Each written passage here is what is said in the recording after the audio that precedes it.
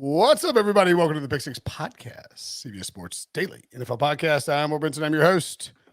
You could be watching the show on YouTube, which would mean it was Sunday, October 30th. But if you're listening to the podcast, this early look ahead to Week 9 lines, it's Halloween. Happy Halloween. We're going to try and get dressed up. Breech is dressed up as an Oompa Loompa. John Breech joining me. Breech a Loompa. And I'm dressed up as the world's best Cavalier dad. Now, in fact, I am not an Oompa Loompa. Oh, yeah, baby. Hey, there's Wilma Flintstone. That's when Brinson dressed up. I am actually Sully from Monsters, Inc., and Brinson has a kid and didn't know who Sully was. I mean, that's like parent strike. Robbie's not big into Monsters, Inc. By the way, I'm not even like, I don't know whose idea it was to put me as in a dress, in a wig. And am I Wilma or it was Brinson's own idea. Who am I in that? You are Wilma Flintstone. Yeah, Wilma Flintstone. So if you're watching on YouTube, you can see me dressed up as Wilma Flintstone. Just a quick backstory on that. I'm not wearing a beard, but clearly you can see I can grow a beard based on the amount of chest hair hanging out of my Wilma dress. Just a couple of things. Like, I'm not embarrassed by that. I will say that when I used to fly down every week to Fort Lauderdale to do a show on CBS Sports, I guess just video before even we had CBS Sports HQ. And I land and I get to the office, and it was always me. Joy Taylor hosted with me, Jamie Eisenberg, and Dave Richard. And they're like, hey, good news. We're all going to do a costume together. I was like, cool. They're like, we're going to be the Flintstones. I was like, huh. They're like, the bad news is Joy's Betty, and Jamie's like, Dave and I are the Fred and Barney. And so you're Will, and so you're Wilma. I was like, this is ridiculous, but I don't really have any shame whatsoever. So sure, like, I'll put on this dress. I gotta say, and I don't know, this is probably going to come off the wrong way, Breech, but that was the most comfortable I think I've ever been doing a studio show. My God, it came off the wrong way. Well, you're like, I always feel like when you do the studio shows, like, those lights are really bright, and you're always wearing like a suit, and you're very much, and that little one shoulder dress thing that I'm wearing, which is like a cheap like Party City thing. I was like, it was like 60 degrees in there. It was fantastic. So I don't know. You do that what you will, but that's just what I'm saying. Finger licking good special. You want to dress up like Wilma Flintstone every day because it's comfortable. Is that what you're saying? No. Like, I got out of that. For instance, no. I mean, I'm just saying that, like, like right now you probably turn the temperature down, but if you were doing like HQ right now on set in your Oompa Loompa outfit, you would be sweating your face off. Sully from Monsters, Inc. You're Sully from Monsters, Inc. outfit. Do you have a hood? Like a little. I do. I do have a hood. Let's see it. Your hair's looking good, Breech. Well, Put the some mic in there. The earpiece it's not up because of that. Oh, I gotcha. I don't need to see the hood. I just wanted to see it. Oh, yeah, it's there. It wasn't because of my hair. It's nighttime. I don't care about my hair. All right, so here's the deal. For the recap show, you need to run the thing up through the back of your thing so you can wear the hood. So I can wear the hood. And I'll try and find something to put on, and Wilson probably won't dress up. Anyway, this is the early. C-Rad says Buffalo may score 2 more touchdowns before the story is finished. Entirely possible. Do love a good toga party, TGLS. Oh, God. Yeah, togas are great. Anyway, this is the early Week 9 look ahead odds. It's crazy that it's Week 8. By the way, Week 8, and the Falcons and Seahawks are in first place in their divisions. The bird teams. 4 of the 5 bird mascots are in first place in their division currently. The only one not in first place? I can't think fast enough on my Cardinals. The Cardinals. Oh, man. Conveniently. What a great year for birds. It's been a great year. I'm going to be a bird for Halloween. Conveniently, Breech. A roadrunner. We are going to talk about the Cardinals because you have the Seahawks as one of your best bets. Another bird team that is in first place, catching 3 as they travel to Arizona. This is actually also conveniently one of the lines that I thought would move. Spoiler, it already has, and it looks like it's going to move more. Your initial lean was Seahawks +3. It's looking like a great bet because the Seahawks are +2.5, -120 already, which means this is headed towards a pickup more than likely. Yeah, Brinson, I just want to say, ever since we switched the format of the show 2 weeks ago, my picks have been on fire. I'm like 10-3 this week, 3-1 with these best bets each of the last 2 weeks. It must be you just rubbing off on me. I don't know what it is. But you know what? Here's the thing is that, look, I'm just not going to pick against Seahawks anymore. I feel like Vegas is underestimating. There's just teams that, for whatever reason, usually it all evens out and they kind of lose their value. The Giants kept being underdogs. You could back them. But the Seahawks, there still seems to be some value. And the fact that they're 3-point underdogs, look, the first few weeks of the season, this team's weakness was their defense. You could just move up and down the field on them. That's not a weakness anymore. They shut down the Giants on Sunday. They shut down the Cardinals 2 weeks ago. They shut down the Chargers last week. Their defense looks awesome now. Their offense is still humming along. And if you're going to give me 3 points, I will gladly take them. Although I will say the big difference between when these two teams met 2 weeks ago, the Seahawks won 19-9. The Cardinals did not have DeAndre Hopkins in that game. So that is the big change this time around. But despite that, I am sticking with the Seahawks to cover the +3. Well, I mean, it's just possible that the Seahawks are really good. And we talked about this a little bit last week, I think, or I've mentioned it several times, but the Seahawks 2022 draft class is sort of tracking a little bit. Somebody suggested maybe 2012 Seahawks, but that was really a culmination of several draft classes. And then you had Russell Wilson in the third round. To me, it's very similar to the 2017 Saints draft class that featured Ryan Ramczyk, Marshawn Lattimore, both 2 first-round picks, just like the Seahawks had, right? And you also had a tackle that steps in as an immediate impact guy as a rookie. And then you have running back Alvin Kamara, Kenneth Walker III. Like it's fairly unusual when a team just like smashes the whole draft, but it's not unusual when a really great draft class can propel a team that may have been middling into a potentially elite team. Now, I still think, Seattle's got some, it helps that there's not a ton of elite teams in the NFC for Seattle to rise up. Same thing with Atlanta to rise up. But they shouldn't be catching 3 points against the Cardinals, who heretofore have not been a particularly great team. And by the way, Call of Duty out now. The new Call of Duty's out. And Kyler Murray 0-1 since the Call of Duty factor. I love it. If you want to take the Seahawks, you should get it in now. You're probably not going to see a whole lot of 3s or even pluses. I don't think it's crazy to suggest the Seahawks might close as a favorite. It'd be a big, big leap, but it's going to 2. Already moved. It's already moved. Yeah, exactly. All right. Next up. Billy's. I missed it. Sorry. Vikings. Excuse me. You have a best bet on the Miami Dolphins. Brinson, I do. We saw what the Dolphins did on Sunday against the Lions. They fell into an early hole, but they came back and they covered the spread. And now they are playing the Bears. They're favored by 4.5. That's what it opened as. And I just feel like the Dolphins have way too many weapons for the Bears to stop. And if this game turns into a shootout, I know the Bears have been playing on offense. They've been playing better offensively over the past 2 weeks, but I do not think they can keep up with the Dolphins in a shootout. I don't think the Bears defense is good enough to slow down the Dolphins. I mean, we saw what happened against the Cowboys, 49-29. I mean, that is a butt kicking. And let me just say that when the Bears lose, they lose big. This team has 5 losses on the season. They have lost those games by an average of 11.4 points per game. So I could see the Dolphins rolling here, maybe winning by a touchdown, which would easily cover that 4.5. So I like Miami here.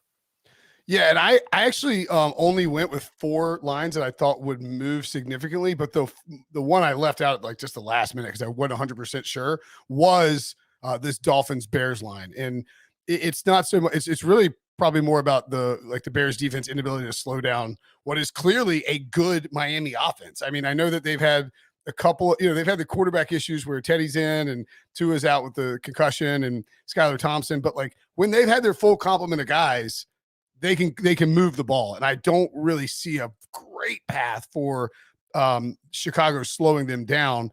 That could be a really fun game, though, in terms of scoring. I don't think I'd be shocked if that line moved up because Justin Fields is starting to get, and Luke Getsy's starting to get this offense going a little bit for Chicago. Wouldn't think it's that crazy to suggest that the total ticks up from 45.5. Although before I say that, let's double check real quickly. Oh, could be 14-mile-an-hour winds.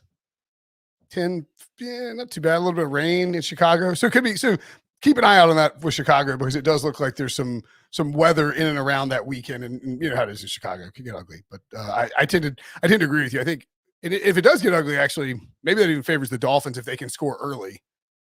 You know, would you just lean downhill on Raheem Mostert? Next up, you have the Los Angeles Chargers and Justin Herbert going to Atlanta against the first place Falcons and covering -3. You know, the Falcons were darlings for the first 5 weeks because they covered every game they played in the first 6 weeks. But they have not covered in the past 2 weeks. They are an 0-for-2 cover streak. And you know what? Look, they should have covered today. Should they have even won? I mean, Eddie Pinheiro missed an extra point and then missed a field goal. No, but you're saying the Hail Mary shouldn't have happened from PJ Walker to DJ Moore? I think you could probably prevent that. I don't know. Well, I mean, right before that, the Falcons scored on a 43-yard touchdown that also probably should have been prevented. So yeah, I mean, a lot of stuff should. Anyway, we'll get in that in the recap show. You're right. Yeah, to the Falcons. A bonkers game. Yes. So now, yes, the Falcons are in first place. And I think that works to the Chargers' advantage. I feel like the Chargers should be maybe a 4-point favorite, 4.5-point favorite in this game, but they are not. They are only a 3-point favorite. And you know what? You know what the Falcons cannot do, Brinson? They cannot stop the pass. They literally are giving up more than 300 yards passing per game. The only team in the NFL. They rank dead last at stopping the pass. PJ freaking Walker threw for more than 300 yards against the Falcons in week 8. And we saw what happens when this team plays a talented quarterback. Joe Burrow diced up the Falcons secondary 2 weeks ago. It was ugly. I think Justin Herbert will do a lot of the same. Now, they're not going to have Mike Williams. A big part of this will be Keenan Allen's health. If he's playing, I think he could put up huge numbers against this secondary. So if he is playing, I love the Chargers here. If he is not playing, I only like the Chargers here. Yeah, the only concern I would have there is that the one thing that the Falcons really, really like to do is run the football. And the one thing that the Chargers are really, really bad at is stopping the run. So, you know, you have I'm trying to think if there's I don't think there's any real revenge game available. But I mean, look, Atlanta, I don't want to say they look good. I think Atlanta's confusing. I don't know if I want to mess with the Chargers. That seems to me like, I get it that I get why you like it because they're -3. To me, that feels like a game where the Chargers go in there and like just charger it up and the Falcons steal one. That's just my thought early on. But I wouldn't be surprised if there's a lot of points in that one as well. 48.5 total. All right, moving along. You have the Vikings as well. -3. I don't believe that's moved yet. It looked like it was going to move, and it's one of the ones that I have listed as a possible mover. Vikings -3 is -120. They're at Washington. Kirk Cousins revenge game for sure. Yeah, you don't think Kirk Cousins wants to win this game by 3 touchdowns? And look, Brinson, I'm officially on the Vikings bandwagon. They have just been rolling through their opponents. I think they can handle the Washington Commanders. And the Vikings have just been so good on offense because Justin Jefferson has been good. Dalvin Cook has looked awesome. And as long as Kirk Cousins doesn't make any dumb mistakes in this game, sometimes there's an interception. We saw him get strip sacked against the Cardinals. There's always an ugly Cousins mistake, but I think he will be extra careful not to make those mistakes because he doesn't want to get revenge on this team. And look, yes, the Commanders beat the Colts on Sunday, but their offense hasn't looked great. I think the Vikings can kind of slow them down. And look, the Vikings have averaged 28.4 points per game over the past 5 weeks. And if they get anywhere near that number, I don't think the Commanders can keep up. So I like Minnesota to cover here. I mean, Sam Ehlinger was putting some stuff up on the Commanders in week 8. Like, it's entirely possible that this Vikings team, and Kevin O'Connell coached there as well. Not that, they haven't been there in a while, but not that he's out for revenge. But I mean, I do think Kirk Cousins will have it in the back of, have it at forefront of his mind that he wants to take down the team that refused to pay him before he left for Minnesota. And yes, the Vikings are impressive. We're recording this at halftime of Sunday Night Football. Not looking great for the Packers to beat the Bills, which means the Vikings really could stretch out this division lead with a win next week. Plus, it's Kirk Cousins, 1:00 in Washington. That's his wheelhouse, baby. All right, let's take a break. We'll come back. We'll talk about a couple more lines that might move before the week kicks off or early on in the week. Next. So I mentioned the Vikings. They are -3, -120. I think now is the time to take it. 3.5 is just... it's a key number. And, is the Vikings Like, I don't think it would be crazy if Washington kept it close or stormed through the back door. Minnesota's defense is pretty good, but it's not necessarily like Taylor Heineke can get a little frisky at times. So I would want the 3 versus the 3.5, which it looks like it's going to go to. I wouldn't be surprised if we got to 4 or 4.5 on the road. I know that's a lot, but like Minnesota is just a much more complete team than Washington right now. And you saw it against Indianapolis. Their defense won't bend the way that Gus Bradley's did. The Pats minus 6.5 is what I saw earlier, hosting the aforementioned Colts. Oh, I was wrong. It's already moved to 6. Interesting. Ooh. That's really surprising me. I mean, Belichick. I mean, Sam Ehlinger is what is he, second year? He's not like third year, is he? No, second year. Yeah, second year. I mean, this is Belichick's wheelhouse. Is I won't say like not low level, but like non-superstar, first or second year starter. You have Brinson, here's the exact number you're looking for. Since the beginning of the 2014 season, Belichick is 29-6 straight up against first or second year quarterbacks. Although he has lost, to Justin Fields on Monday night. Now that would be the one thing that would give me a little bit of pause, is that Sam Ehlinger is a mobile quarterback and can run the ball. And we've seen that most of the guys, I think there's only one exception that we really found, these first and second year starters who have beaten Belichick, or have been mobile style quarterbacks. So right. Yes, Frank Reich could, scheme that up for him. The problem is, like, I'm not sure, and I don't think the Pats Pats offense is cooking or anything like that. I mean, they kicked a ton of field goals against the Jets, but I do think that you could see Ramondre Stevenson and Damian Harris kind of get loose in this game, and maybe Mac attack a little bit on the back end there. So I thought it would move towards the Patriots. Maybe not. Maybe the move to look for here is the total crashing. It's already 39.5. It wouldn't be that shocking if it ticked down to 38.5, 38, 37.5. Like, the Pats aren't interested in scoring a ton of points as long as they can win. Bill Belichick doesn't want Mac Jones to make any big mistakes, and I think you'll see a lot of being conservative with Sam Ehlinger in this game against a Belichick-coached defense. All right. We mentioned the Seahawks. That's going to get shorter. Would expect that. The Bucs are minus 2.5. Ooh. Unless it has moved since... Oh, it's moving, baby. Minus 2.5, minus 115. I don't think the Bucs are particularly great. I don't think the Rams are particularly great. But I think the Rams, what they want to do, pound the football, if they can, is not going to work as well against the Buccaneers defense, in theory. And maybe more importantly, Cooper Kupp suffered an ankle injury. So there's a chance, like, there's not many dudes in the NFL, Breech, that are worth, I'm not saying he's worth like 3 points or anything like that. But if Cooper Kupp is for some reason listed as, like, if he's out for this game, this line is going to close well above 3. Like, I think it'd be 3.5 or 4. And so if you want to get the Bucs now, you can even give yourself a window where you buy back on the other side in the event that Kupp plays. Oh, yeah, absolutely. Look, we've seen what the Rams offense is when Cooper Kupp is out of the game, or Matthew Stafford's security blanket is Cooper Kupp. And if he's not in there, we also know that Matthew Stafford doesn't do a great job when they turn into a one-dimensional offense, which is what's going to happen if Cooper Kupp is not in there, or if he's got a gimpy ankle and he's not 100%.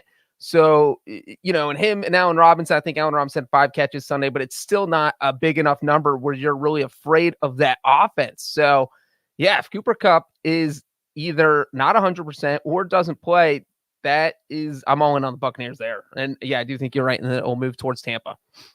Yep. All right. I think that's it. I didn't skip anything, right? Bucks, Seahawks, Pats, Vikings, and maybe Dolphins with a couple of those totals that I mentioned. We're actually kind of on the same page in terms of our picks there. And like, I think you've got a good set of picks here, especially in terms of getting I like the picks, but also the CLV closing line value, aka if Breech gets the Seahawks +3 and they close it at -1, you don't have to win. You're not guaranteed anything in betting on football, but that would be a pretty nice CLV. All right, Breech, as always, great stuff.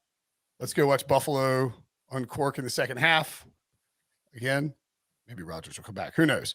Thanks for watching. Thanks for listening. For Breech, I'm Brinson. Tune in after the Sunday Night Football for the recap show when Wilson joins us. See you guys.